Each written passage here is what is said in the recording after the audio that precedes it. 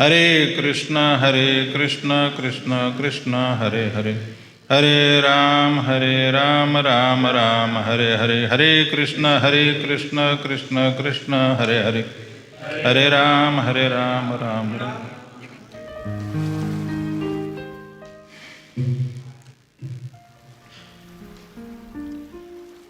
मैं उस दिन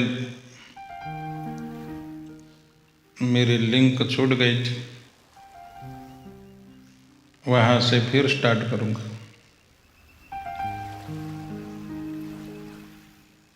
नारद जी महाराज का चरित्र है, कथा है उनकी।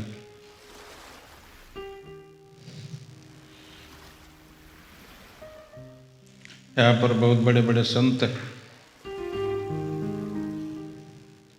घनश्याम दास जी हमारे पुराने मित्र हैं। नागपुर में हम साथ रहते थे। इनको देखकर मेरे को एक गाना याद आता था पहले, भजनी है। घनश्याम तुम्हें ढूंढने जाए कहाँ कहाँ। धर्मराज प्रभु मैं उनको भी बहुत पहले से जानता हूँ, अब तो बाद में जानने लगे। मैं बहुत उनको बचपन से जानता हूँ। दत्तात्रेय कुलकर्णी से लेकर धर्मराज तक मैं उनको जानता हूँ। वो पेंट पर ही आते थे यहाँ। बहुत तेज पुंज थी।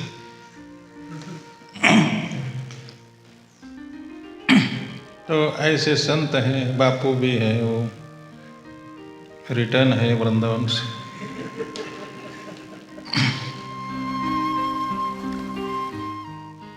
नारद जी का चरित्र में हमने तो सुना है, नारद जी महाराज, नारद 7 थे, 7 नारद थे। कितने नारद? एक ब्रह्मा जी के मानस पुत्र नारद थे। जितने बता पाऊंगा उतने बता पाऊंगा। ब्रह्मा जी के मानस पुत्र की ही कथा हम बोल रहे। एक पर्वत ऋषि के मामा थे, पर्वत ऋषि के मामा थे। एक वशिष्ठ की पत्नी जो थी अरुंधति, उनके भाई थे।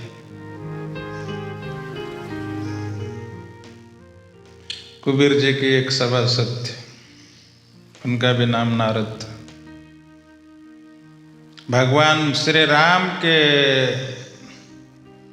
धर्म तत्ववेत्ता जो थे 8, उसमें भी एक नारद जी थे। कितने हो गए राम? और सर्प यज्ञ जो जन्मजय महाराज ने किया था, उस यज्ञ के एक सभासद थे, सदस्य थे। कितने हो गए? हैं? तो गिन रहा है? तुझे तो गिनना है, तुम तो मेरा जन्म जन्म का असिस्टेंट हो। इसी जन्म के नहीं, किसी ज्योतिष से जाकर पूछो। ये बात सही है। ज्योतिष लोग भी ऐसे भ्रमित करने वाले होते हैं। एक की पत्नी भाग गई,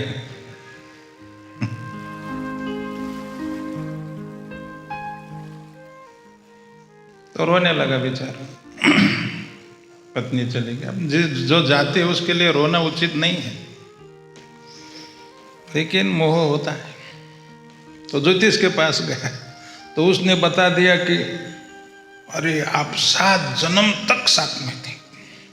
तो उसको थोड़ा अच्छा लगा कि हम 7 जन्म तक। तो मैंने पूछा कौन से जन्म? 7 जन्म। ये जन्म लेकर के पहले कैसे? नहीं बोला इसी जन्म। मैं बोला तब ये तो आधा ही हुआ ना, बीच में ही छोड़ दिया। 6.5 ही हो गई।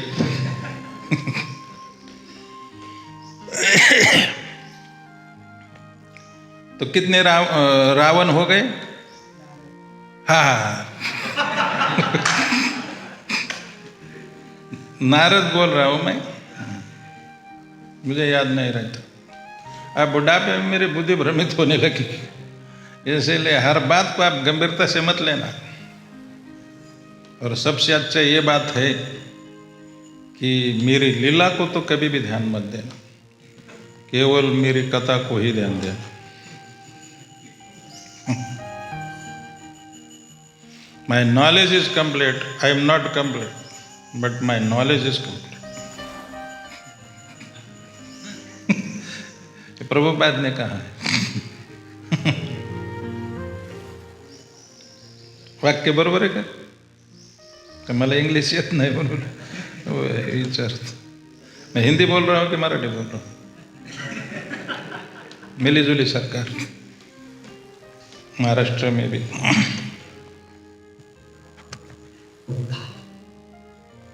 क्या बता रहा था?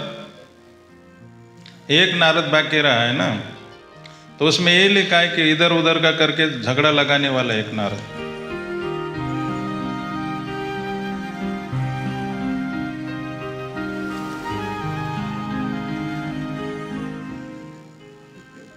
पुजारी का भी थोड़ा सुनो भाई, कितना सुंदर मंत्र बोलते हैं ना वो पुजारी।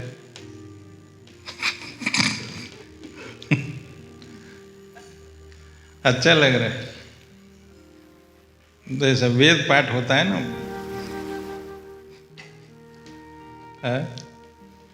वेद पाठ का सुनते हैं हम तो कितना मधुर होता है ना वो लोग।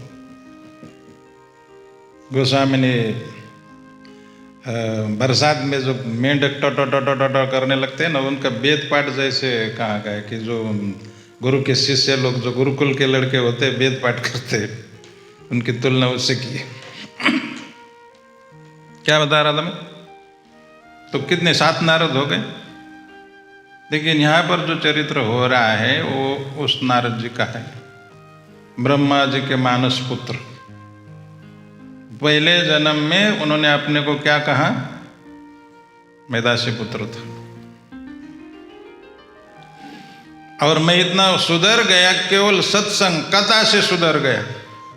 भगवान की कथा वो लोग जो वैष्णव लोग थे, उस चातुर्मास में वहाँ रहते थे, उनकी कथा मैं सुनता था, और उनका बचा खुचा जो झूठन था वो खा लेता था प्रसाद। सबका झूठा नहीं खाना चाहिए। कभी कभी लोग मेरा ही झूठा खाने लगते। प्रभु जी आप महान संत, कुछ भी इनके दिमाग में क्या घुस गया पता नहीं, किसी को भी बड़ा संत बताने के लिए। हाँ? सब बड़े संत नहीं होते, और उनके दुर्गुण वो आप में आ सकते हैं, इसलिए सावधान रहना चाहिए। मेरा तो कभी नहीं खाना चाहिए। वैसे कोई नहीं, अभी आजकल नहीं खाते हैं, पहले खाते थे। थोड़ा उस समय में गंभीर था, अभी मैं बचकानपन करने लगा। बुढ़ापे में मेरी बुद्धि बिगड़ती जा रही।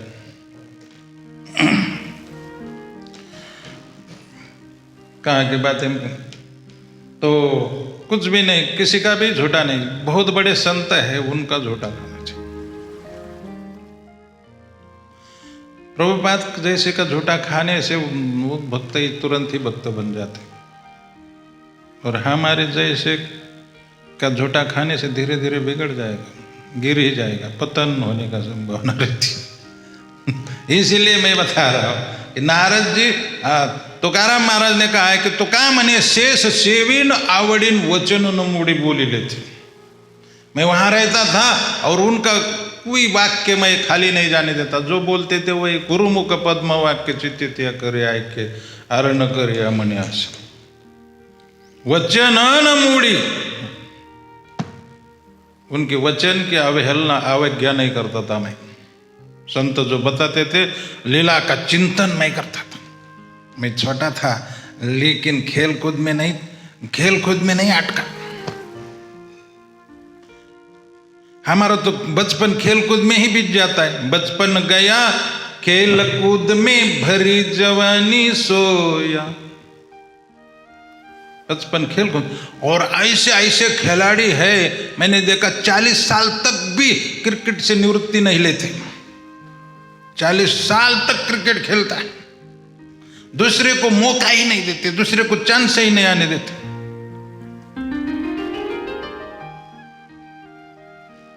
तो 40 साल तक जो खेलता रहे वो भजन कब करेगा? हाँ? आधा जीवन तो बीत गए। बालपन गेले नेन तग माय, बचपन तो अज्ञान में ही चला गया। नेनता का मतलब है अज्ञान में ही चला गया। कुछ बच्चे लोग कुछ समझते नहीं, खेल कूद में ही कोई गंभीरता नहीं होती। बचपन बच्चों में कोई गंभीरता नहीं होती ज्यादा। 12 साल की आयु खेल कूद में ही चली जाती है। इसीलिए नारद जी बोले कि मैं सीरियस गंभीर था, और महात्माओं की बात मैं गंभीरता से ले लेता था। जो भी कथा वो सुनाते थे। 4 महीना तक मेरा सत्संग हुआ। देखिए 4 महीना सत्संग किया, चातुर्मास सत्संग किया। इतना सत्संग की कोई जरूरत नहीं है, ऐसा शास्त्र में कहा है। सत्संग तो तुरंत ही काम कर देता है। बंगाली में तो सीधा कहा ही है, लो मात्र। उसके पहले क्या लाए? साधु संग, साधु संग लो मात्र। वो इंग्लिश का लो नहीं, वो लो तो आपको गिरा ही देगा। आई लव यू रामायण में कहा गया है। रामायण में जब हनुमान जी जाते हैं ना लंका में, तो लंका में घुसने के पहले एक लंकिनी नाम की एक देवी थी, राक्षसी। ब्रह्मा जी ने उसको वहां रखा था। वो बाउंड्री पर थी, लंका के जो गेट था गेट पर थी। गंभीरता से सुने, मैं आपको प्रश्न पूछूंगा। जो सोए सो जाएगा, उसी को मैं पहले प्रश्न पूछूंगा। बापू तो क्या कर रहा है? नोट। मैं सोचा कि नीचे उतर, इतना झुक गया इसलिए मैं सोचा सो रहा है क्या। सामने बैठा करो, तुम इतना पीछे क्यों बैठते? तुम तो मुख्य श्रोता हो। जगन्नाथ मंदिर रिटर्न हो।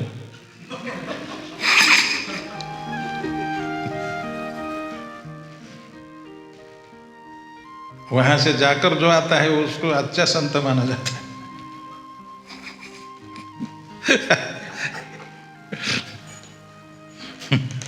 क्या बता रहा था मैं? लंके, ये लव का शब्द है। आपको लगेगा कि कदा दूसरे तरफ, लेकिन कुछ नहीं, वही विषय होता है। हनुमान जी तो बहुत कुछ पार करके आए थे। मेनक पर्वत पार करके आए थे। सुरसा नाम आहिन के माता, उसको भी पार किया था। सुरसा जानते हो ना? जितना हनुमान जी बड़ा हो जाते, वो उससे 2 गुना अपना मुंह बड़ा कर दी थी, फैला दी थी। उसको सुरसा कहा है। आहिन के माता मतलब सर्पों की माता थी, नागों की माता थी। देवता ने उसको भेज दिया था। तो वो कथा तो नहीं, लेकिन ये लव बताना है मेरे को। ये लव शब्द वो भागवत में भी है, ये श्लोक ही है। क्या है राम? हाँ, तो वही उसी का अनुवाद भी मैं बताऊंगा। तो ये सब पार करके, और भी एक थी, और राहु केतु की माँ थी शायद, सिंह का वो छाया पकड़ लेती थी, नीचे खींच ली थी। तो ये सब पार करके हनुमान जी संकट को पार करके समुद्र लांग कर वहां जब लंका में गए, और सोचा कि बहुत छोटा लघु रूप, छोटा रूप धारण करके अंदर घुसेंगे, अंदर घुसने लगे तो वो लंकिनी ने देख लिया, बहुत छोटा अनु जैसे रूप को भी हनुमान जी को पहचान लिया और मारने लगे। और उसको हनुमान जी को पैर के नीचे कुचलने लगी और बोले, अरे जहां तक चोर है, जहां तक दुनिया में जितने भी चोर है वो मेरा आहार है, मैं उनको खा लेती हूं। ऐसा बोलते ही हनुमान जी बहुत बड़े हो गए और एक फटका लगा दिया।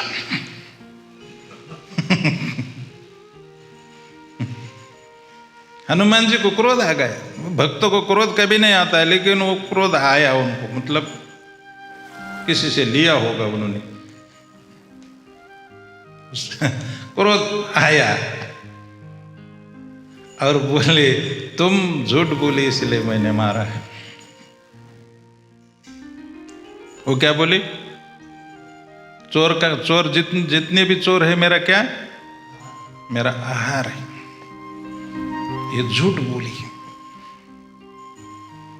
इसीलिए हनुमान जी बोले, सत्य बोलती तो मैं नहीं मारता, लेकिन तुम झूठ बोले। हम तो सत्य प्रतिज्ञ राम के भक्त है और झूठ बोलने वाले को हम पसंद नहीं करते, इसीलिए मैं तेरी पिटाई इसीलिए की है। नहीं तो स्त्री के ऊपर मैं ब्रह्मचारी और वो स्त्री के ऊपर मैं स्त्री से 2 गज दूर रहता।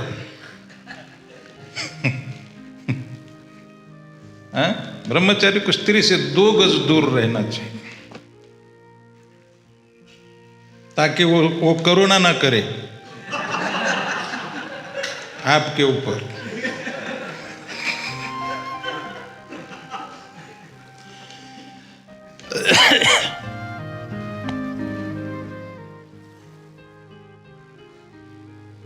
बोली झूठ, मैं क्या झूठ बोली? अरे बोली, सबसे बड़ा चोर तो तुम्हारा बाप रावण उधर बैठा है, उसने तो स्त्री चोरी करके लाई है, उसको तो तुमने नहीं खाया, झूठ नहीं तो क्या है?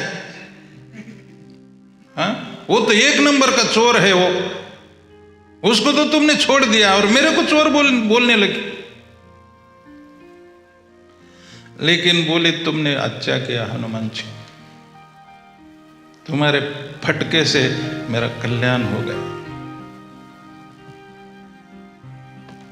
तात स्वर्ग अपवर्ग सुख धरिय तुला,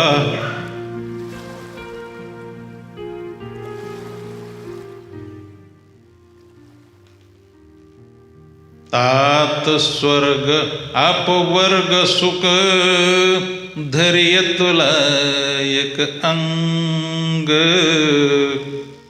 तोलन ताहि सकल मिली जो लव सतसंग।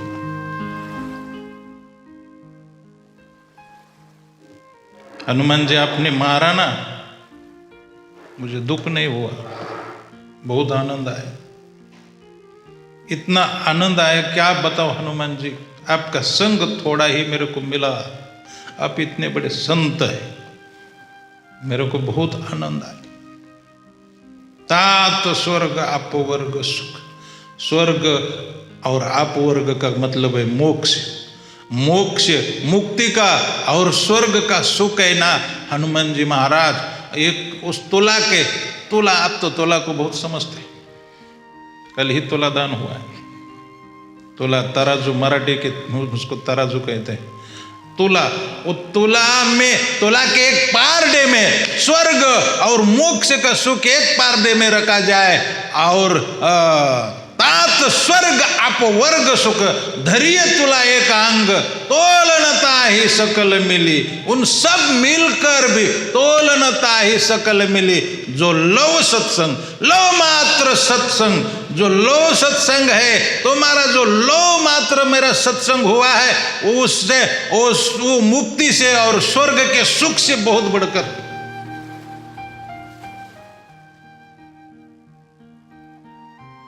दाजी जो पे अलग नो दाजी बोल बराबर बराबर। लव सत्संग, ये लव क्या है? लव किसको कहा जाता है? तुम जगह ना, पावना दीनबंधु प्रभु, ये लोग क्या होता है?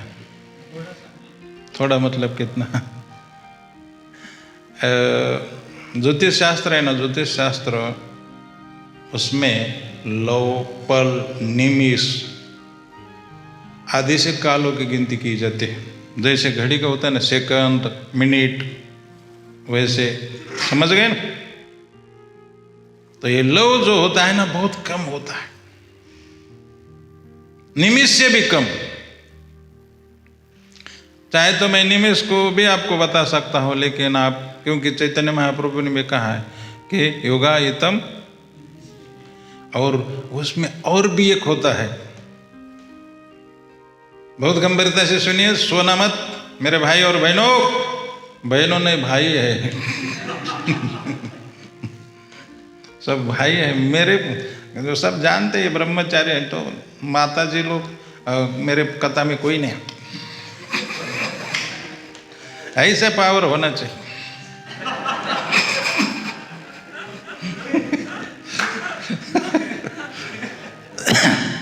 कहता है उसका नाम सुनते भी माता जी डर जाए, वो पक्का ब्रह्मचारी, नहीं तो माता जी से घिरा रहे वो क्या ब्रह्मचारी। कभी राम बन के कभी श्याम बन के बापू जी चले आना।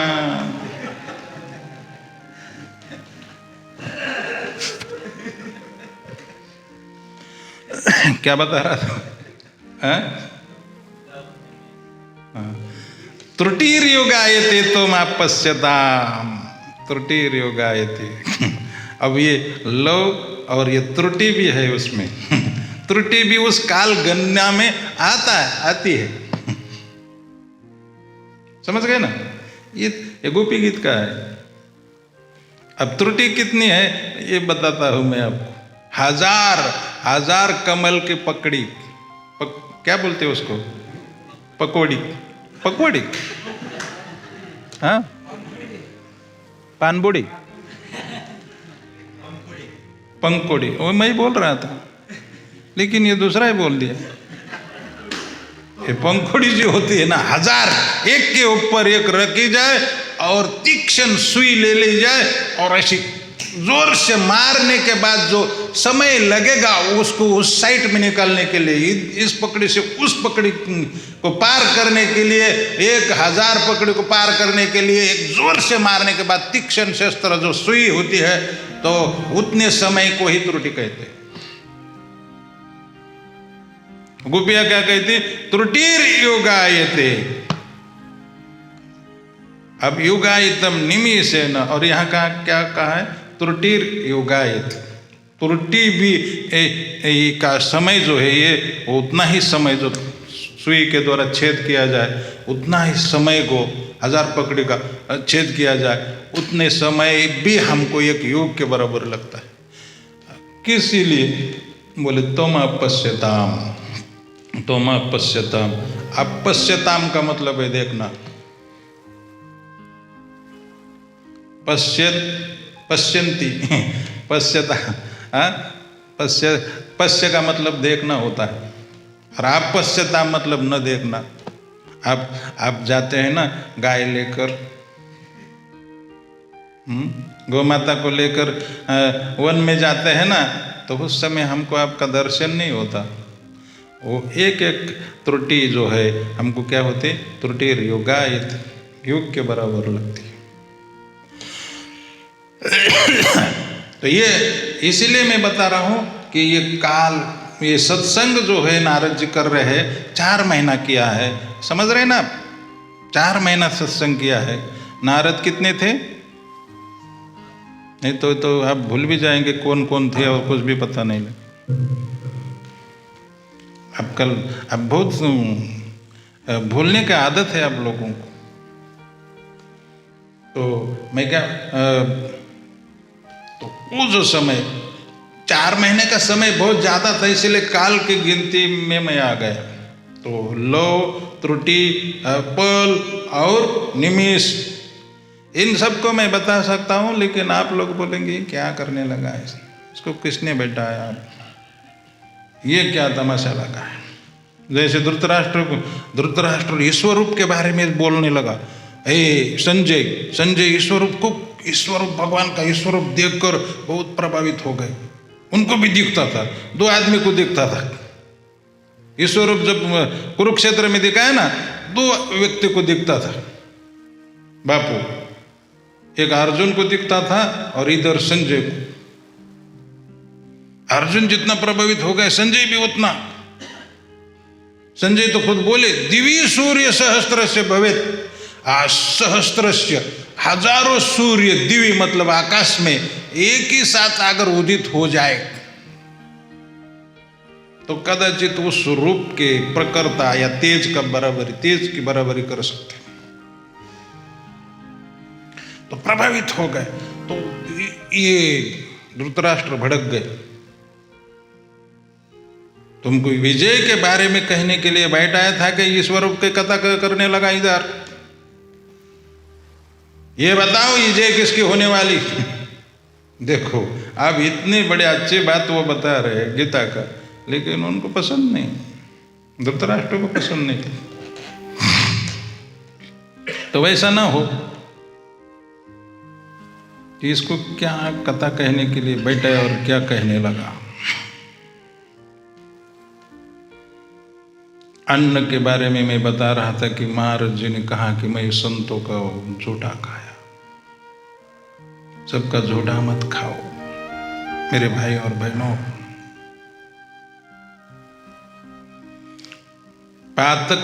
पातकम ही मनुष्याणाम अन्नमाश्रित तिष्ठति। मनुष्य के जो पाप होते हैं ना, वो अन्न का आश्रय लेकर रहते हैं, अनाज का आश्रय लेकर रहते हैं। जो भी मनुष्य है उसके पास जो अनाज होता है ना, उसके पाप उसके पास नहीं रहते। कहाँ रहते हैं? उसका जो अन्न होता है, जिस वो अन्न का कोठार होता है, धान्य का कोठार होता है, उसमें बैठे रहते हैं। समझ में आए बालाजी? बात समझ में आई? पाप कहाँ रहते हैं हमारे? हमारा जो अन्न का स्टॉक है वहां रहते हैं।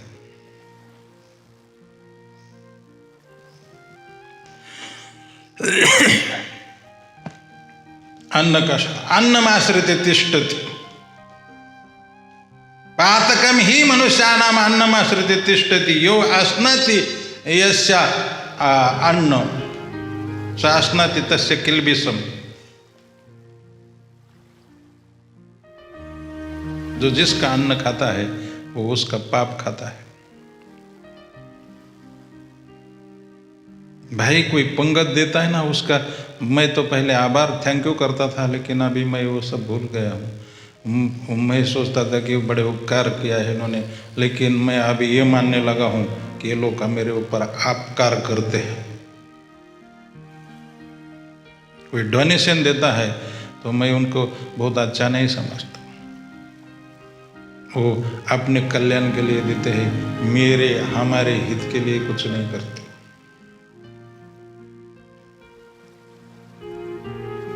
मेरे वाणी में थोड़ी कड़वाहट आने लगी क्या?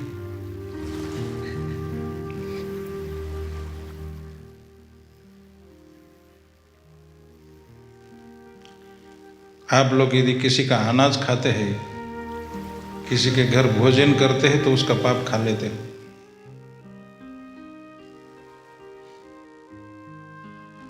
बहुत सावधान रहो क्या खाना है और क्या नहीं खाना चाहिए।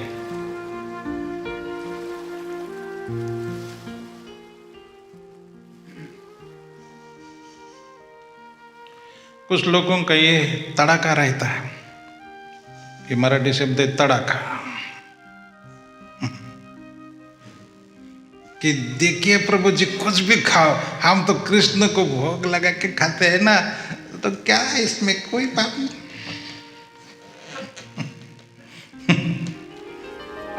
ये मन गढ़ंत कहानियां गढ़ दी है अपने हिसाब से। है? मेरा ज्ञान थोड़ा अलग होता है राम।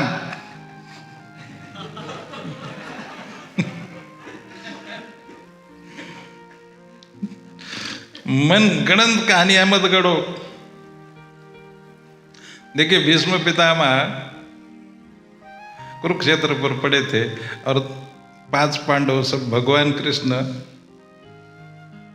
द्वारका जाने से भगवान को रोक दिया कुंती माता जी ने स्तुति करके। और उनको भी जाना नहीं था, बोले मेरे को भी नहीं जाना था क्योंकि मेरे को एक भक्त को मिलना था और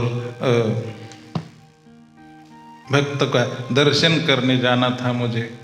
भृत्य दिदृक्षया गता, भृत्य दिदृक्षया गता, ये 4 स्कंद में ध्रुव महाराज के प्रसंग में ध्रुव महाराज को दर्शन देने के लिए नहीं, मधुरवनम भृत्य दिदृक्षया, मधुरवन मधुवन में भगवान भृत्य का दर्शन, अपने भक्त का दर्शन करने के लिए गए।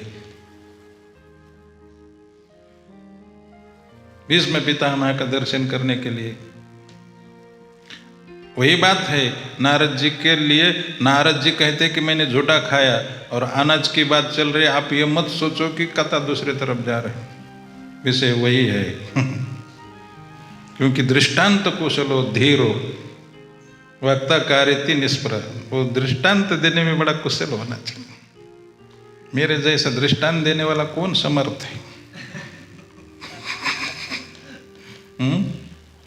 वैष्णव विरक्त, वैष्णव विप्र, वेद शास्त्र विशुद्ध कर, प्रवचन में सब बातें, वेद शास्त्र सब आना चाहिए, उपनिषद सब आना चाहिए, और दृष्टांत कुशलो धीर, वक्ता कार्यति निष्प्रह, लेकिन वक्ता निष्प्रह होना चाहिए। देखिए इतना मैं प्रवचन अभी करूंगा लेकिन 1 पैसा नहीं लूंगा, निष्प्रह।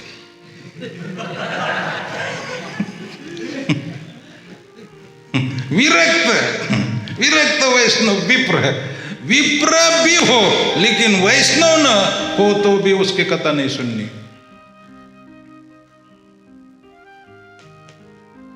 विप्र किसको कहते हो भी मैं बता सकता हूँ, लेकिन आपने बहुत बार सुना है मेरे प्रवचन, बहुत लोगों को मेरे सब बातें याद हो गई है।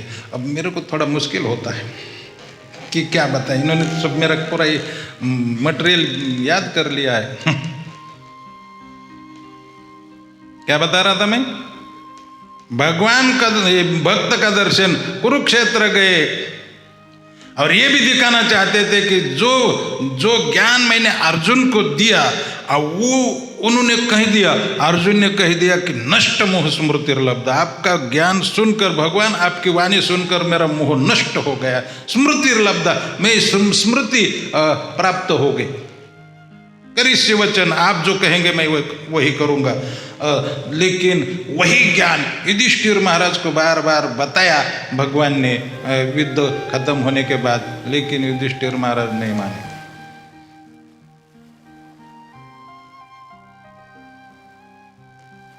बड़े दुखी होते थे।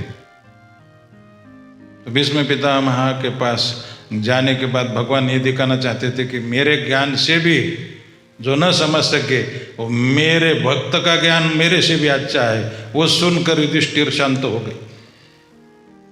लेकिन ये ज्ञान देते समय, और शांति का और एक कारण है, शांति मिलने का एक कारण है कि उन्होंने ये प्रश्न पूछा था भीष्म पितामह को युधिष्ठिर महाराज ने कि पितामह इसका क्या, ये जो घटना घटी है इसका कौन कारण है? परिस्थिति कारण है क्या, काल कारण है या राजा कारण है?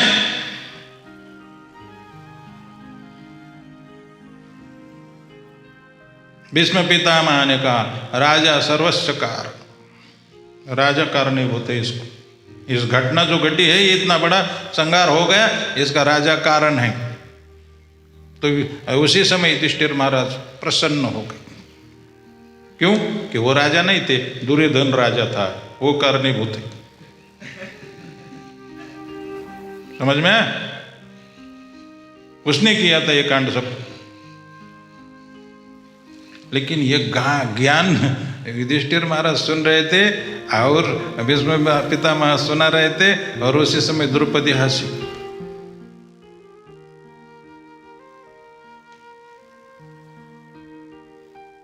भीष्म पितामह ने कहा, द्रौपदी तुम क्यों हंस रही हो?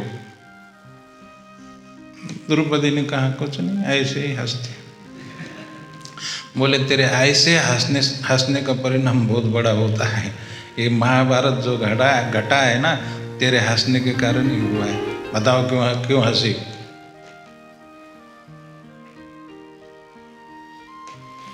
बोले, मैं इसीलिए हंसी हूँ कि जब दुशासन साड़ी मेरी खींच रहा था उस समय में आप भी बैठे थे पितामह, लेकिन उस समय मैं बार बार आप लोगों को पुकार रही थी, उस समय आपका ज्ञान कहाँ गया था? ये कांड तो अभी भी नहीं हो सकता पार्लियामेंट में कि किसी स्त्री की साड़ी खींची और सब चुप बैठे। जो गुंड है वो लोग भी चुप नहीं बैठेंगे, साड़ी खींचने वाले की पुण्यतिथि कर डालेंगे। लेकिन वो धर्म की सभा में, कुरुक्षेत्र, वो हस्तिनापुर में, और इतने बड़े कृपाचार्य द्रोणाचार्य विदुर आप लोग बैठे थे और मैं चिल्ला रही थी, सबको सहायता मांग रही थी, तब तो आप कुछ नहीं बोले, आप ज्ञान भाषण देने लगे।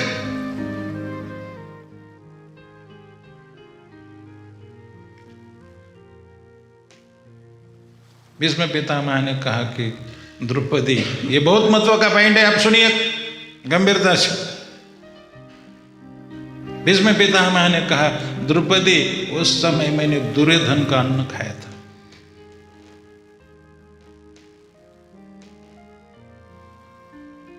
उस समय मैंने दुर्योधन का अन्न खाया था, इसीलिए मेरी बुद्धि काम नहीं कर रही थी। लेकिन तुम्हारे अर्जुन के बाणों ने, अब जो उसके अन्न से खून बना था वो भी पूरा निकल चुका है, और कई दिनों से मैंने कुछ नहीं खाया, मेरी बुद्धि निर्मल हो गई, इसीलिए द्रौपदी मैं अभी ज्ञान दे सकता हूं। समझ में आया? उसी समय भीष्म पितामह कहे कि भगवान आप खड़े हो जाइए मेरे सामने। ये थोड़ा विषयांतर है, लेकिन पंढरपुर से संबंधित वाक्य बोलना है, इसीलिए मैं बोल रहा हूं। भगवान को क्या बोले भीष्म पितामह? आप मेरे सामने खड़े हो जाए। भगवान बोले, पितामह मैं बैठा ही कहाँ हूं? भक्त पुंडलिक ने मुझे पंढरपुर में खड़ा कर दिया।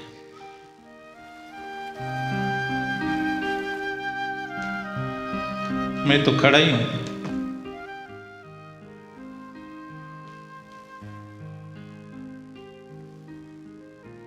मैं ये बता रहा था कि हम प्रसाद का नाम लेकर कुछ भी खाते रहते, वो अच्छा नहीं।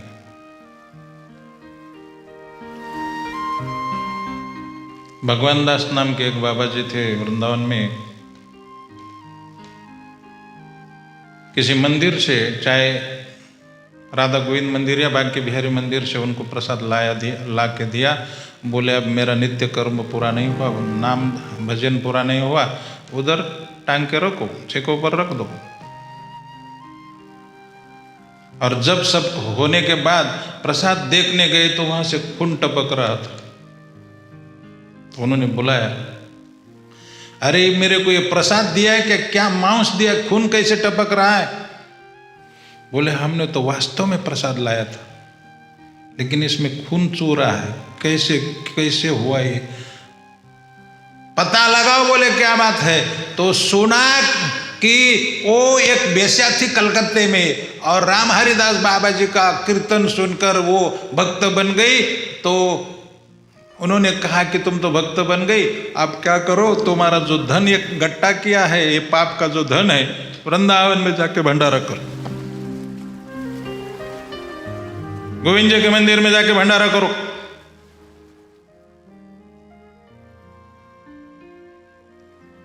तो उसने वो भंडारा किया था, वो सब धन वहां दिया था। हमने सुना है कि वो बेस्या भगवान को अपने हाथों से श्रृंगार करना चाहती थी और भोग लगाना चाहती थी। वो 5-6 दिन वो भूखी रही तो भगवान ने पुजारी के सपने में जाकर कहा कि उसको अपने हाथ से सब करने दो। और साधु लोगों को भी वो प्रसाद खाए तो उनको भी तकलीफ होने लगी। तो कुछ साधु ने सोचा कि आत्महत्या ही करेंगे हम लोग। तो भगवान ने कहा कि आत्महत्या क्यों करते हो? तो बोले क्या करेंगे, ये बेश्या का ये जो खाया और आपका प्रसाद है वो आपका प्रसाद समझकर हमने खाया। भगवान बोले तुमको किसने कहा है कि ये खाओ, बेश्या का अनाज खाओ? तो बोले आपका प्रसाद क्या हम उसका सम्मान नहीं करते? बोले सम्मान के लिए तो केवल एक कण मात्र थोड़ा सा लेके खाना चाहिए, लेकिन ये सब राजभोग अपने रूम में नहीं मंगाना चाहिए। हमने सुना है कि पुजारी के प्रकृति में सुधार आ गया है।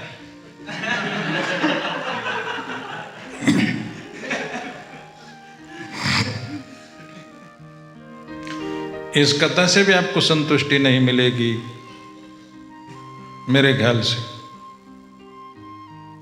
और एक कथा बताता, रघुनाथ दास गोस्वामी, उनके जैसा विरक्त कोई नहीं था। पहले तो गृहस्थी थे, अपनी सुंदर स्त्री अप्सरा जैसी स्त्री को छोड़ दिया। लगभग छोटे राजा के पुत्र थे, छोटे राजा। 12 लाख की आमदनी थी, सालों में 12 लाख रुपया कमाई थी। 500 साल पहले गोवर्धन मुजुमदार और हिरण्य उनका चाचा, और दोनों की संपत्ति के ही वारिस थे। इनको भी सत्संग होता था। नामाचार्य हरदास ठाकुर उनके घर कभी कभी जाते थे। अद्वैताचार्य की भी वो लोग सेवा करते थे। अच्छे ब्राह्मण भक्त थे, वैष्णव के भक्त थे। लेकिन इतना जरूर था, भक्त होते हुए भी अपने लड़के को भक्ति भी करने देते थे, लेकिन बोलते थे घर में ही जप करो।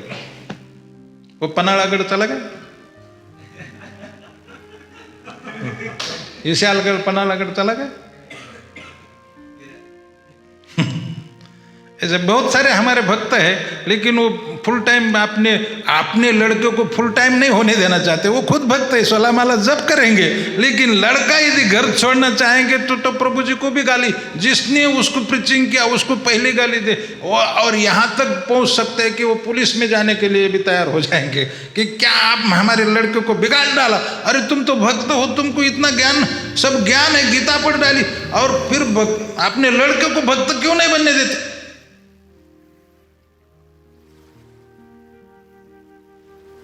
तो ये इनके पिताजी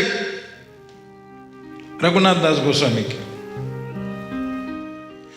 अब ये कथा मैं क्यों लाई समझे आप? मैं एक कथा कल कह रहा था, अध्यक्ष को सीधा जाके मैं उपदेश, अध्यक्ष को ही उपदेश दिया। मैं सोचा कि ये सुधर जाएंगे तो सब सुधर जाएंगे।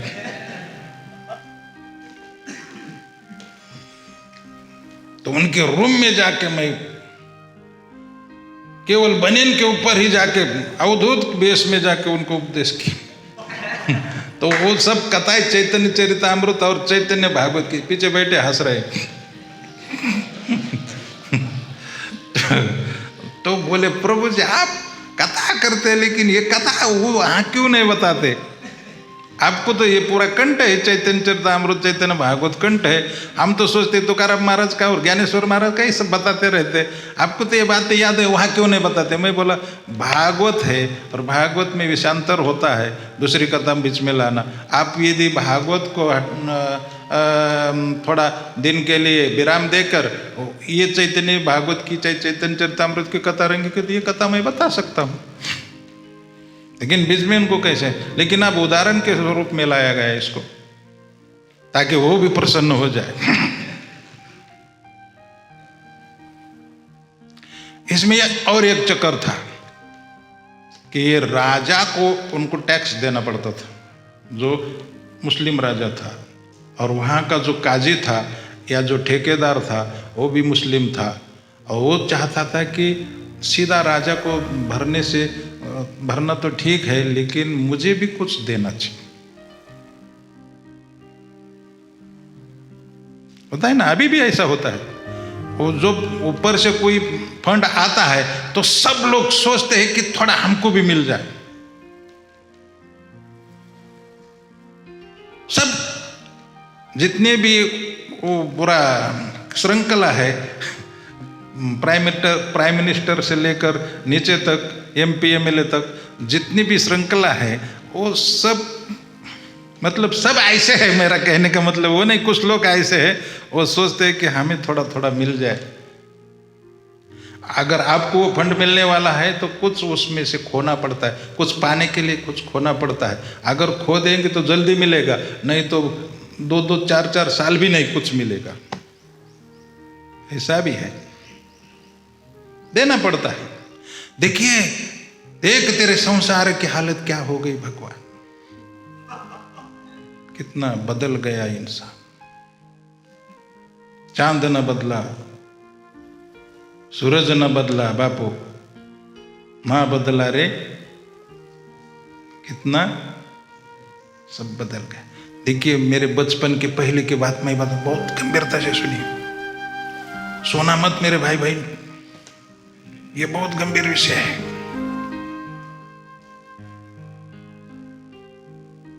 गौर से सुनो। सुनाएंगे तब। एक कथा प्रवक्ता थे, उनका नाम मैं नहीं लेना चाहता हूं क्योंकि YouTube पर जा रहा है। तो वो बोल रहे थे कि देखो,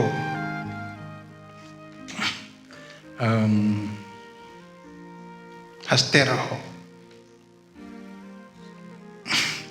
ऐसा बार बार बोल रहे थे।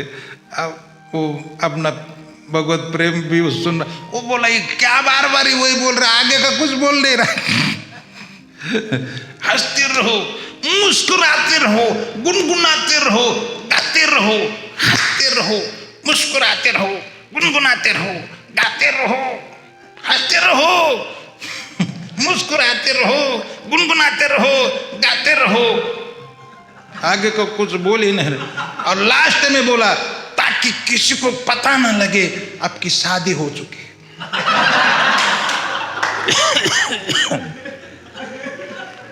मेरे को खांसी आने लगी, मेरे पास ज्यादा मत आना।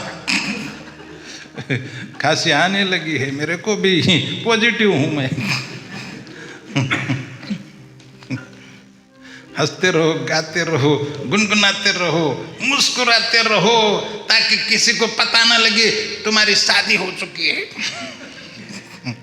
क्योंकि शादी वाले हैं ना, हमेशा रोते रहते, रोना ही उनके नसीब में है। बेचारा हो जाता है, बेचारा हो जाता है।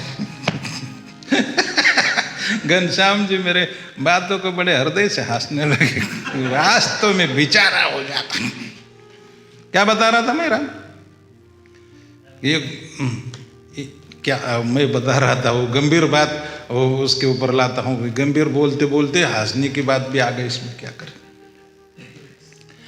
बहुत गंभीर बात है कि कोई फंड आता है तो उसमें से सबको लगता है कि हमको थोड़ा मिले, लेकिन एक बात मैं आपको जो सीरियसली बता रहा हूँ, बहुत गंभीरता से लीजिए। एक जमाना ऐसा था, हमारे पिताजी के समय का एक जमाना ऐसा था, वो महात्मा गांधी का जमाना था। और उस समय के लोग, उस समय के नवयुवक सब ये सोचते थे कि मुझे जेल में ले जाया जाए, मुझे पकड़ वारंट निकल जाए और मेरे को फांसी हो जाए, इस देश के लिए मेरा बलिदान हो जाए। ये सब लड़के के खून में खून खोलता था कि हमको क्यों नहीं पकड़ा गया। बलिदान करने के लिए एक देश तैयार हो गया था। वो सब नवयुवक बलिदान करने के लिए अपना पूरा शरीर, देह, मन सब उसको देश के लिए अर्पण करने चाहते थे। और उसी देश के आगे के लड़के, मतलब देश से कुछ लेना नहीं, हमको देना है, ये सोचते थे। और आज वही उसी की संतान आज ये सोचने लगी है कि मुझे कुछ मिल जाए।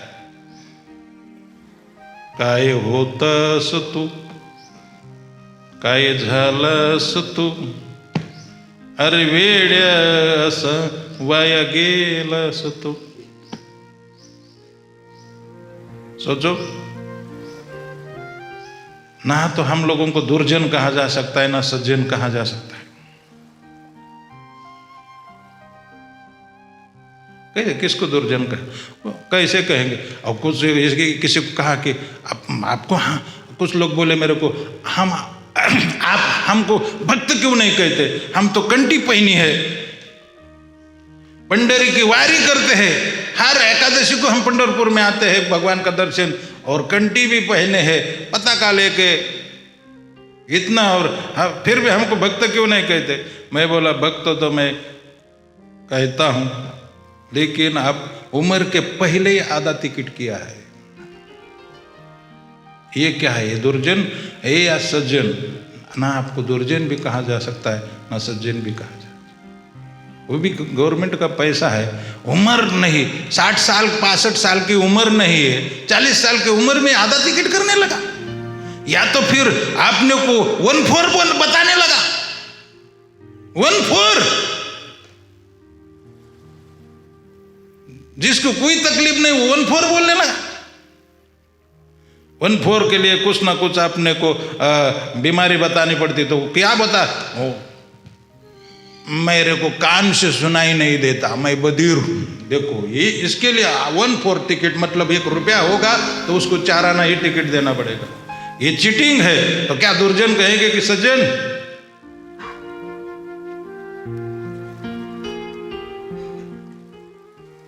मेरे वाणी में थोड़ी कड़वाहट आने लगी क्या.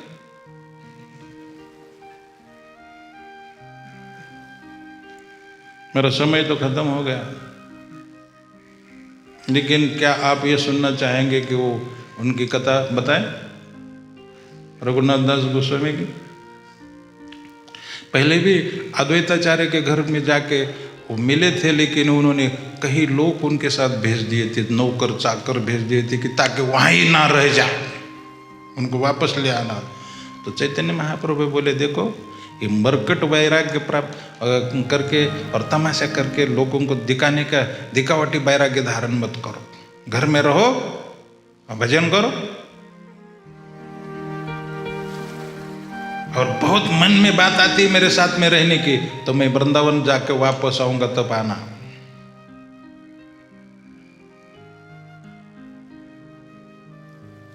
इतनी आमदनी थी कितना 12 लाख.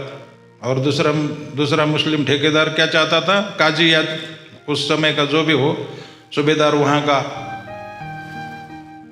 वो भी चाहता था कि मुझे भी कुछ दे और बाद में बादशाह को और कुछ अपने लिए रखे. वो मंत्री के साथ साठगांठ, प्रधानमंत्री के साथ साठगांठ करके हम इन लोगों को वारंट निकाला पकड़ने के लिए, और ये दोनों भाई भाग गए. गोवर्धन मुजुमदार और वो सब हिरण्य, ये सब भाग गए. घर में कोई नहीं रहा, अकेले रह गए. कौन, रघुनाथ दास जी. और उनको पकड़ के ले गए और उनको बहुत डांट फटकार करते थे, बहुत तंग करते थे. बोलते तुम्हारे पिता कहाँ है, बताओ बताओ तुम्हारे पिता कहाँ है. तो इन्होंने एक आइडिया की, जो डांट फटकार करता था उसको बोले कि देखो हमारे पिताजी और आप तो भाई भाई है, अब दोनों कभी भी एक हो जाएंगे. मैं तो आपका लड़का हूं, मेरे को क्यों तंग करते हो. एक करुण कहानी सुनकर उसका हृदय पसीज गया, पिघल गया, वो रोने लगा. बोले मैं तुमको छोड़ देता हूं, तुम चले जाओ, और ये भी बता दो कि मेरे को कुछ नहीं दिया तो भी चलेगा. देखो मधुर वाणी का बहुत प्रभाव होता है. लेकिन इस घटना से और जो छोटा मोटा मन में आसक्ति थी संसार के प्रति, वो असली रूप मालूम पड़ गए कि संसार कैसे है. संसार में कोई दम नहीं. भाई आप लोगों ने कभी, आपको पुलिस ने कभी पकड़ा नहीं ना, इसीलिए आपको अच्छा लग रहा है. लेकिन जब डांट फटकार और पिटाई करेंगे ना पुलिस, तब पता लगेगा कि अरे संसार बहुत बेकार. आपने कभी जेल काटा है क्या? मैंने जेल काटा है।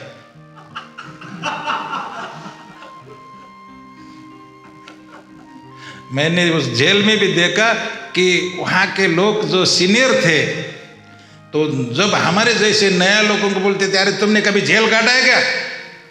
हम कितना 12 साल से जेल में हूं मैं।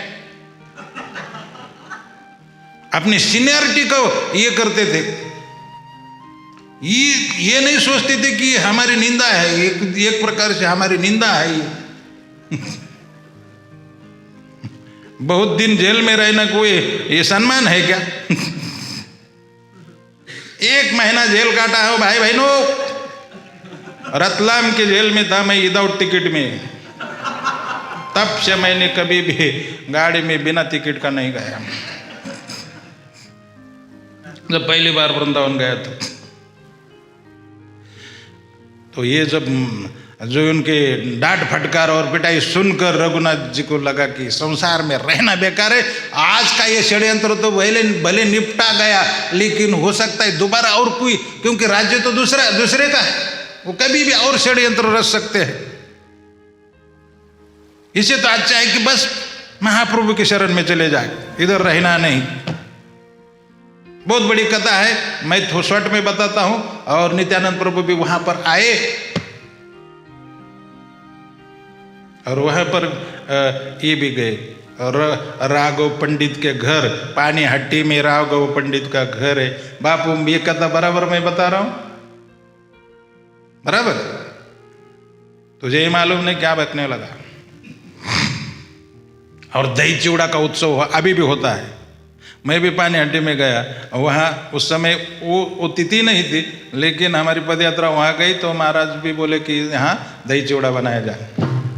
तो वो सब दही चिवड़ा बंगाली लोग और बिहारी लोग बहुत पसंद करते। मैं बिहार में गया था, राधा गोविंद महाराज के गांव में गया था। तो राधा कृष्ण दास नाम के हमारे मुंबई में एक दोस्त थे, उनको बोला कि इधर का थोड़ा परिसर दिखाओ मेरे को। तो कुकुड़ा नाम के गाँव ले गए मेरे को।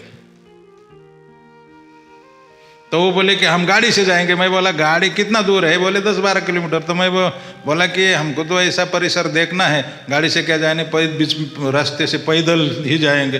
पैदल चले गए तो वो गेहूं के खेत थे सब, वो हरर के भी पेड़ लगे हुए थे। हरर मेड़ पर हरर लगाया था। हरर मतलब तोर, बराबर है। वहां गए कुकड़ा में, तो मेरे स्वागत में उन लोगों ने फीस्ट दिया। तो क्या फीस्ट दिया मालूम? दही चूड़ा। मैं तो बिल्कुल पसंद नहीं करता था उसको, लेकिन उनको तो ये बहुत बड़ा फीस्ट था। अब जिसको अच्छा ना लगता तो उसको तो बेकार ही लगेगा, लेकिन जिनको अच्छा लगता है उनको बहुत बड़ा फीस्ट था वो। दही भी बहुत अच्छा था, वो भी थोड़ा खाया। लेकिन मैंने कहा था कि उनको और 2-3 चीज़ लाना मेरे को। ये फिस्ट तो मैं खाऊंगा, लेकिन और 2-3 चीज़ लाना। बोले कौन सा? बोले, मैं बोला आंवला का अचार और फुल्का, बिना घी लगाए फुल्का, और बथुआ की साग ले आओ। हिंदी जानने वाले समझ जाएंगे इन बातों को। बथुआ की साग, बिहार में बथुआ की साग बहुत होती है, अपने से उग के आती है, उसको बोना नहीं पड़ता, बराबर है। मध्य प्रदेश में भी होता है ऐसा। बथुआ गाँव में ही आता, अपने से ही आता है बहुत ज़्यादा। और कलकत्ते में तो बेचा जाता है, कलकत्ता में तो इस साग को बेचा जाता है 25 रुपये उस समय था, अभी पता नहीं। और यहाँ भी कुछ उगा था वो। प्रहलाद प्रभु इधर भी बहुत कुछ उगता है ना, वो पूरा जमीन पर फैल जाता है। उसको तो पूरा बैल के द्वारा बैल जोत कर निकाला जाता है, क्योंकि कोई खाता नहीं। कुछ लोग कभी कभी यहाँ पर साउथ इंडियन 2 माता और पिताजी आ गए, उन्होंने देखा, अरे बोले ये तो बहुत बड़ा अच्छा साग है। हम लोगों को इसका पता नहीं किस प्रांत में, किस स्टेट में कौन से साग खाते हैं। तो दही चिवड़ा वहां पर फिस्ट। बोले चोर, नित्यानंद प्रभु बोले चोर, रघु तुम 1 नंबर के चोर हो, आ जाओ तुमको मैं दंड दूंगा। उनके सिर पर पैर रखा नित्यानंद प्रभु विशेष कृपा करते तो किसी को लात ही मार देते थे। शिवानंद सेन को लात ही मारा। मैनेजमेंट में बोले तुम एक नंबर के मिस मैनेजमेंट करने वाले हो। अरे सुबह से हम भूखे हैं, सुबह से हम इस जगह पर आए, हमको कोई रूम नहीं मिला, कैसी एडवांस पार्टी करते हो पदयात्रा के? क्या एडवांस? आप तो पदयात्रा में थे प्रभु जी, एडवांस पार्टी ठीक नहीं करते हो और कहाँ पीछे बैठ गए, हम इधर राह देखते रहे। शाम भी हो गई, सूर्यास्त होगा रात के 8-9 बजे, फिर भी तुम नहीं आए। 1 लाख जमा की।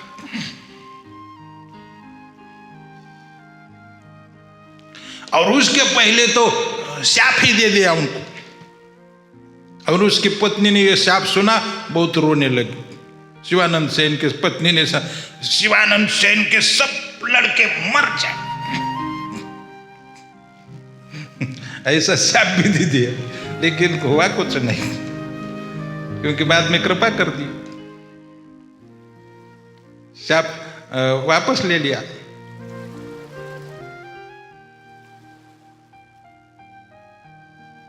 रघुनाथ जी को बोले तुम चोर हो। चोर कहने का मतलब क्या हुआ? चोर इसीलिए बताए कि तुम चैतन्य महाप्रभु को, महाप्रभु तो मेरी संपत्ति है, तो मेरे बिना कोई ले ले तो वो चोरी हुआ, इसीलिए मेरे संपत्ति का भंडार मैं खोल दूंगा, इसीलिए मेरे थ्रू चले जाना। परंपरा से, मुस्लिम की तरह नहीं, अल्लाह का कोई भागीदार नहीं है। वही परंपरा की दिन सीधा अल्लाह के पास चले जाओ, बीच में कोई नहीं लाने का। यहाँ तक वो लोग पैगंबर को, मतलब संदेशा वाहक को भी वो भगवान नहीं मानते और उनकी भी कोई जरूरत नहीं समझते। वो भी समझते, उनको वो भी जीव ही है, उनको ने भगवान ने किस काम के लिए भेज दिया है।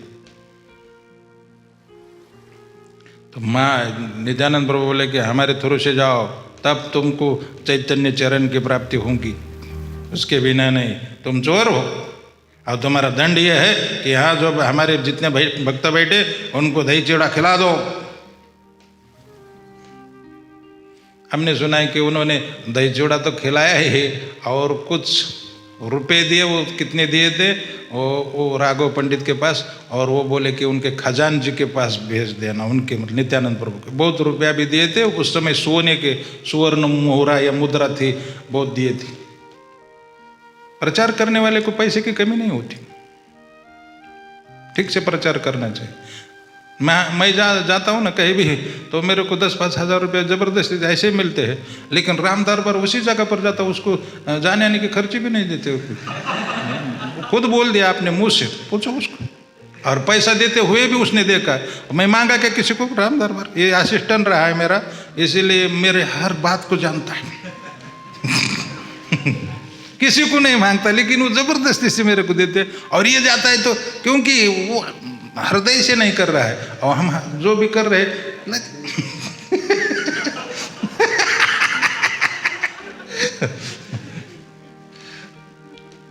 कहानी लंबी हो गई, शॉर्ट में बता देता हूँ। जब नित्यानंद प्रभु की कृपा हो गई तो वो रात को ही भाग गए, बहुत जल्दी आ गए। मैं इस कहानी और लंबी हो जाती, और सीधा आ गए महाप्रभु के पास। महाप्रभु बहुत खुश हो गए। अब इस बार नहीं बोले कि तुम मरकट वैराग्य हो, तुम्हारा बैराग मरकट है, बंदर जैसे, बंदर का बैराग। बंदर का बैराग होता है ना। अब वो सब नहीं बताऊंगा मैं। वहाँ आने के बाद शिवानंद से उनको पता लग गया, उनके माता पिता को पता लग गया कि तुम्हारा लड़का महाप्रभु के पास में है, लेकिन तुमको वहाँ जाने का वीज़ा नहीं मिलेगा, तुम वहाँ जा नहीं सकते और उसको वापस नहीं ला सकते। ये बंगाल में तो चलता था, लेकिन उड़ीसा राज्य दूसरा है और ये मुस्लिम राज्य और वो हिंदू का राज है। वहाँ तो प्रताप रुद्र का प्रताप, महाराजा प्रताप, तो वो छोड़ेंगे नहीं आपको। तो इन्होंने सोचा, और वो बोले फिर हम कुछ नौकर चाकर को, बोले उनको भी नहीं छोड़ेंगे वो लोग। अगर नौकर एक दो भेजना है तो हमारी यात्रा के साथ में भेजा करो। तो नौकर दो भेज दिए और उनके पास पैसा भी दे दिया। बात वही है, खाने की बात ही है, ये ध्यान रखना। और वहां घर से जो पैसा आया, इससे महाप्रभु को रघुनाथ दास गोस्वामी भिक्षा कराने लगे। महाप्रभु भी खाते थे, लेकिन मन में अच्छा नहीं समझते थे। ये बात बड़े लोग समझ जाते हैं। जैसे वो सनातन गोस्वामी कंबल लाए थे ना, उनके रिश्तेदार ही उनको एक कंबल दिए थे 500, उस समय के, उस जमाने के 500 रुपए के कंबल थी वो। अभी कितनी की होंगी देखो, लाखों रुपए की। हाँ हाँ। तो महाप्रभु कुछ बोलते नहीं थे, लेकिन ऐसा देखते थे, कंबल की तरफ ऐसा देखते थे। तो उतने से ही वो समझ गए कि अरे ये कंबल महाप्रभु को पसंद नहीं। तो वो रघुनाथ दास गोस्वामी भी समझ गए कि ये भिक्षा महाप्रभु पसंद नहीं करते, लेकिन प्रेम के कारण सब चल जाता है। प्रेम में सब चल जाता है। प्रेम में और युद्ध में हर बात क्षमा की जाती है। लड़ाई में कितना भी नुकसान करो, क्षम्य होता है। प्रेम में भी कितनी भी गाली, और राम दरबार मेरी गाली सुनते रहता है और हंसते रहता है, क्योंकि वो प्रेम है। बहुत अंतरंग प्रेम है। ए दिनों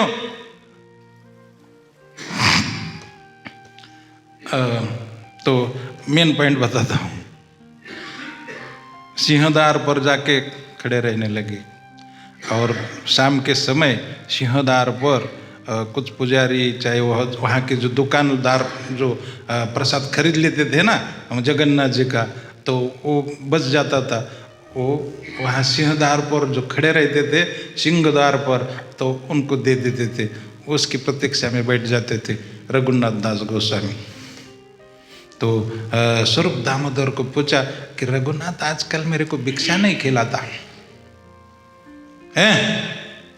रघुनाथ आजकल मेरे को भिक्षा नहीं खिलाता है।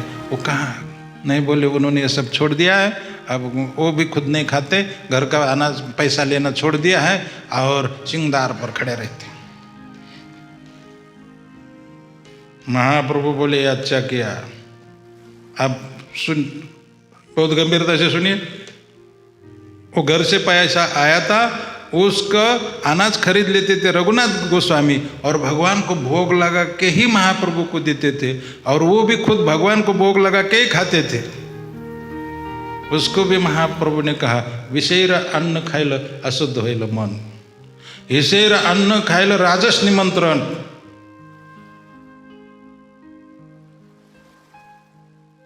वही श्लोक है पहले, पातकम ही मनुष्यानाम अन्नम आश्रित तिष्ठति। मेरा प्रवचन आप बुद्धिमान हो गए होंगे तो इस बात पर चल रहा है कि नारद जी ने कहा कि मैं संतों का झूठा खाया इसलिए मैं बड़ा बन गया, तो क्या खाना है क्या नहीं खाना है उसके ऊपर ही ट्रॉपिक था। हरे कृष्ण। कोई प्रश्न हो तो पूछ लेना, बहुत लंबा हो गया इसलिए मैं क्षमा चाहता हूं। कोई प्रश्न है? वो तो पूछने ही वाला है।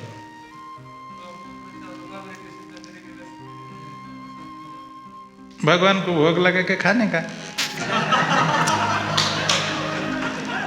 कितना अच्छा होता है ना।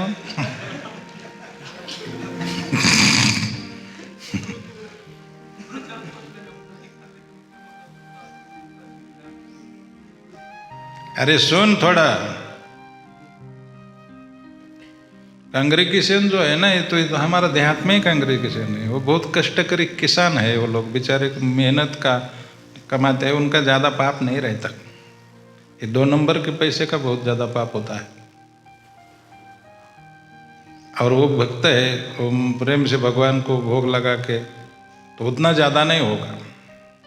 लेकिन ये ध्यान में रखना कि हम दूसरे का खाते हैं, इसीलिए भजन ज़्यादा करना चाहिए। क्योंकि कहीं भी जाएंगे तो हमारा तो कुछ कोई है ही नहीं, हम तो घरदार छोड़ दिया है, तो किसी का ना किसी का खाना पड़ेगा, इसीलिए 16 माला से काम नहीं चलेगा।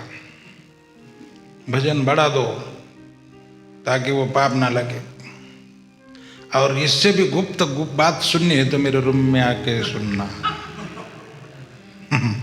क्योंकि ओपन करने से इस प्रवचन का कोई महिमा नहीं रहेगा। ये बहुत गुप्त रहस्य मैं बताऊंगा।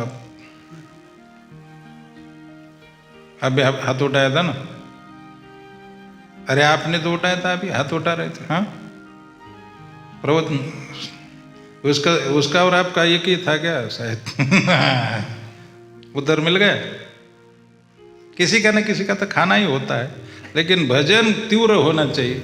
हमारा क्या है, खाना ज्यादा होता है, भजन कुछ नहीं होता। प्रजल्प होता है ज्यादा, प्रजल्प, दुनिया की निंदा और पाप बढ़ाने के लिए। और कोई प्रश्न है? तो भी क्या आजकल प्रश्न पूछने लगा? जल्दी पूछो।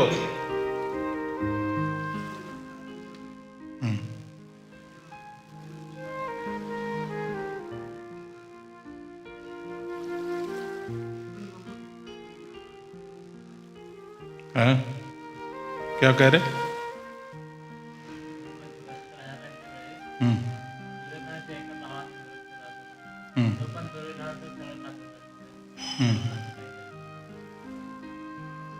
हाँ, वो विकर्ण नाम के भाई थे और व्युत्सु, दोनों ने भी विरोध किया था। तो विकर्ण तो मारा गया भीम के हाथ से, लेकिन व्युत्सु उन 100 में नहीं था। वो सौतेला भाई था और पांडव की तरफ से ही लड़ाई किया, पांडव के पक्ष में चला गया। तो बात यह है, वो बहुत ज्यादा भक्त नहीं था, लेकिन कभी कभी आदमी की बुद्धि है ना, एक जैसी नहीं रहती। जैसे भगवान ने कहा गया कि त्रिविधम भवती श्रद्धा, वो बदलती रहती है, गुण के अनुसार बदलती। जैसे रजोगुण, तमोगुण, सत्वगुण जैसे उत्पन्न शरीर में हो जाता है, तो उस समय उसके अंदर सात्विक भाव उत्पन्न हुआ। लेकिन कभी कभी ऐसा भी होता है संतोष कि उसी लोकों में रहते हुए इदुर जी ने भी विरोध किया था। तो कुछ ऐसे भी संत होते हैं, जैसे विभीषण और इदुर जी, इन्होंने कड़ा विरोध किया था। और ये विकर्ण तो भक्त नहीं थे ज्यादा, लेकिन मानो कि उस समय उनके अंदर सत्व गुण प्रकट हो गया, क्योंकि गुण हमेशा परिणाम को प्राप्त होते हैं और हमेशा एक दूसरे को दबा के, कभी रजोगुण हो जाता है ऊपर वो आ जाता है, तो कभी तमगुण, रजोगुण, सत्वगुण को दबा कर तमगुण बढ़ जाता है। तो गुण में आदमी वैसे बोलने लगता है, उस हिसाब से बोलने लगता है। समझ में आए?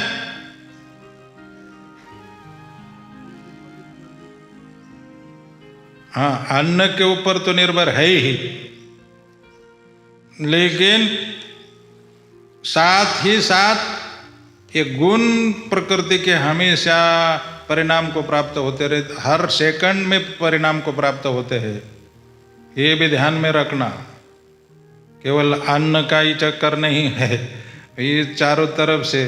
और इसमें हमारे अपराध भी बहुत काम करते हैं, हमारी दुर्बुद्धि होने के लिए अपराध बहुत काम करते हैं, हमारी गलत प्रवृत्तियां भी बहुत काम करती है।